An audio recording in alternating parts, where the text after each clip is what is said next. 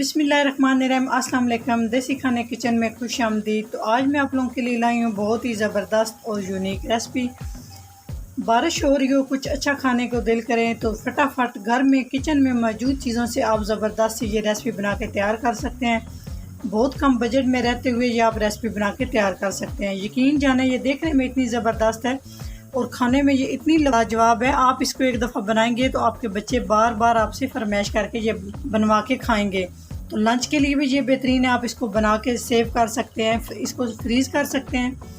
सुबह टाइम जल्दी से आप बच्चों को ये फटाफट फ्राई करके दे सकते हैं। बड़ी ज़बरदस्त रेसिपी है, शुरू से लेकर एंड तक देखना है। तो चलिए रेसिपी बनाना शुरू करते हैं। सबसे पहले यहाँ पे एक हम बाउल ले लेंगे पोटैटो स्नैक्स बनाने के लिए। यहाँ पे सबसे पहले मैं 1 कप मैदा ले रही हूँ और मैदे को आपने अच्छे से छान लेना है, क्योंकि बरसात का महीना है। तो बरसात के महीने में बहुत ज़्यादा मैदे के अंदर छोटे छोटे से कीड़े पैदा हो जाते हैं। 1 कप मैदे में हम यहाँ पे मेल्ट किया हुआ घी शामिल कर देंगे, 2 खाने के चम्मच। उसके बाद हम इसमें शामिल करेंगे नमक, 3 से 4 चुटकी।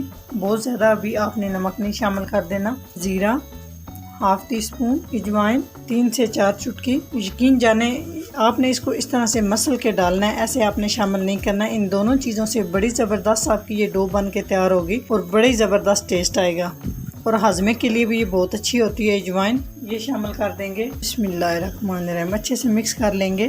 घी से बहुत ही ज़बरदस्त और खस्ता आपके ये स्नैक्स बन के तैयार होंगे। इससे डो तैयार कीजिएगा। अगर घी नहीं है तो आप इसमें ऑयल भी शामिल कर सकते हैं। इस तरह से हाथों में मसल के आपके स्नैक्स बहुत ज़बरदस्त बनेंगे। यकीन जाने आप ये स्नैक्स बनाएंगे, आप पकौड़ों और समोसों को भूल जाएंगे। हाथ में लेके मैदे को मसल लिए। अभी आपने क्या करना है कि मैदा आपका रेडी हो चुका है या नहीं, आपने इस तरह से हाथ में लेके हल्के हाथ से आपने इस तरह से मुट्ठी बना लेनी है। अगर इस तरह से मुट्ठी बन जाए तो समझ जाए कि इसमें घी काफ़ी है। अगर इसकी मुट्ठी ना बने तो आप इसमें थोड़ा सा और घी शामिल कर सकते हैं। इस तरह से यहाँ पे हम डो को गूंद लेंगे, नॉर्मल पानी लेंगे और जिस तरह से समोसे की डो होती है सख्त, इसी तरह से हमने ये डो भी रेडी करनी है। बिल्कुल थोड़ा थोड़ा पानी शामिल करके और सख्त सी डो हम गूंद लेंगे। अच्छे से मैंने डो को गूंद लिया।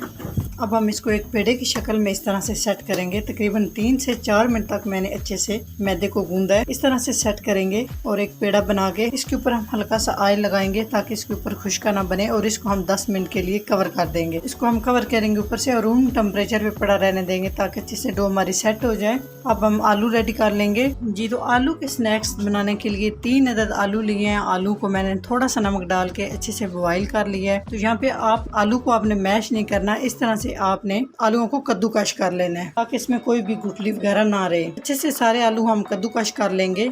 आलू सारे मैंने अच्छे से कद्दूकश कर लिए हैं। अभी हम इसमें कुछ मिसाले डालेंगे। मिसालों में सबसे पहले यहाँ पे मेरे पास सुर्ख मिर्च का पाउडर 1/4 चम्मच का हिस्सा। उसके बाद यहाँ पे मेरे पास हल्दी 2 से 3 चुटकी, कुटी हुई मिर्च तकरीबन ये भी मेरे पास 1/4 चम्मच है। उसके बाद जीरा पाउडर ½ टी स्पून, धनिया पाउडर ½ टी स्पून, नमक हस्बे ज़रूरत जितना आपको अच्छा लगता है इस हिसाब से आप शामिल कर सकते हैं। मैं चम्मच का 1/4 हिस्सा डाल रही हूँ। गरम मसाला पाउडर ½ टी स्पून। ये सारे मसाले हम शामिल कर देंगे। यहाँ पर मेरे पास कसूरी मेथी है 1 टेबल स्पून। तो इसको आपने क्या करना है, हाथ में इस तरह से ना मसल के शामिल करना है, ऐसे इसको शामिल नहीं कर देना। ये देखें इस तरह से। इसमें हम डालेंगे आलू को हमने बैंड करने के लिए इसमें हम डालेंगे कॉर्नफ्लोर 3 खाने के चम्मच। असल में ये मकई के आटे से बनता है कॉर्नफ्लोर। अगर आपके पास नहीं है तो आप चावल का आटा भी शामिल कर सकते हैं। चावल के आटे को आपने अच्छे से पीस लेना है चावलों को, उसके बाद छान के आपने आटा शामिल करना है। तो 3 खाने के चम्मच हम कॉर्नफ्लोर शामिल कर देंगे। उसके बाद हम सारी चीज़ों को अच्छे से मिक्स कर लेंगे।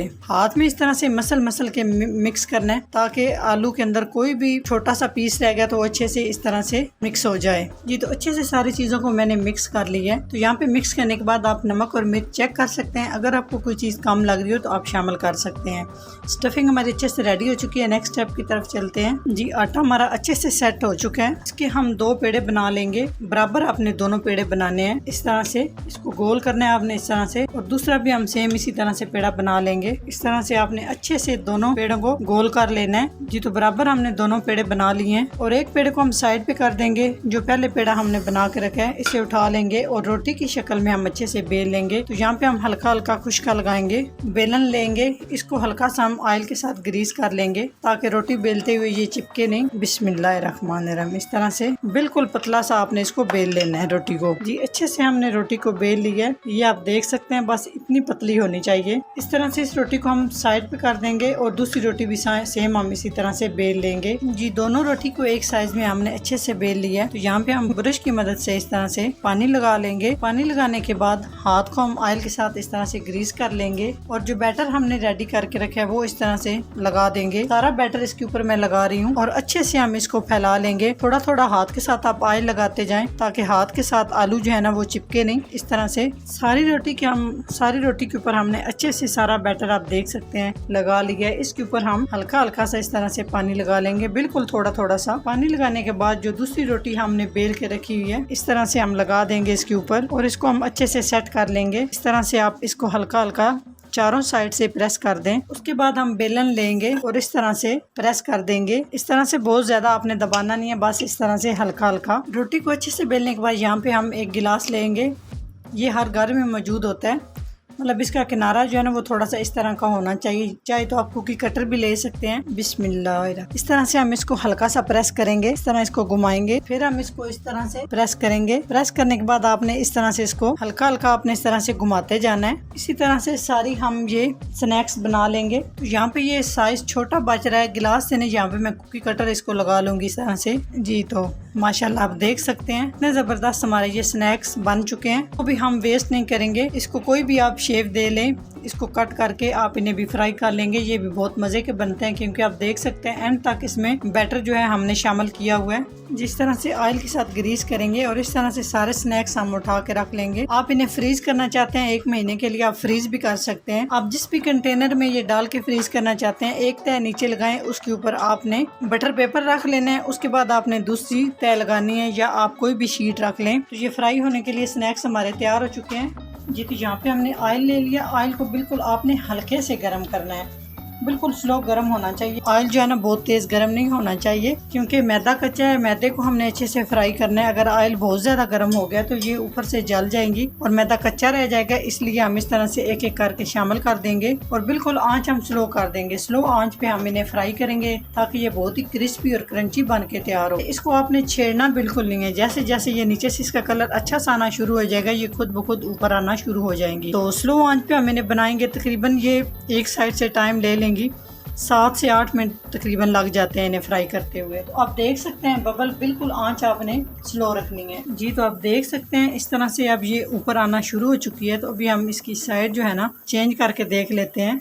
जी अभी ये देख सकते हैं कलर नहीं आया, तो इसका मतलब है अभी ये कच्ची हैं। अभी हम इसको थोड़ी देर और नीचे से फ्राई होने देंगे। जी तो माशाल्लाह आप देख सकते हैं इस तरह से कलर आना शुरू हो चुका है। तो अभी बारी बारी हम करके इस तरह से साइड चेंज कर लेंगे ताकि ये दोनों साइड से ज़बरदस्त सी और अच्छे से क्रिस्पी और क्रंची बन के ना ये तैयार हो। यकीन जाने ये इतने ज़बरदस्त आलू के ये स्नैक्स बन के तैयार होते हैं। आप ये एक दफ़ा बनाएंगे ना तो आप समोसों को भूल जाएंगे, इतने ये मज़े के बनते हैं। आप देख सकते हैं डो हमारी कितनी ज़बरदस्त रेडी हुई है। ये आप देख सकते हैं इस तरह से जब ऊपर बबल से बनना शुरू हो जाए तो समझ जाए कि जो हमने डो रेडी की थी वो बड़ी ज़बरदस्त तरीके से हमने रेडी की थी। जी माशाल्लाह आप देख सकते हैं बहुत ही ज़बरदस्त हमारे ये आलू के स्नैक्स जो है ना तैयार हो चुके हैं। इससे ज़्यादा आपने कलर नहीं देना, नहीं तो ये जल जाएंगे और इनका टेस्ट बिल्कुल नहीं आएगा। तो इस तरह से स्ट्रेनर में निकालते जाएंगे ताकि जो इजाफी ऑयल है वो अच्छे से रिमूव हो जाए। जी तो माशाल्लाह आप देख सकते हैं कितने ज़बरदस्त, आप इनकी लुक चेक करें कितने ज़बरदस्त ये हमारे आलू के स्नैक्स रेडी हुए हैं। बाकी के भी सारे हम इसी तरह से फ्राई कर लेंगे।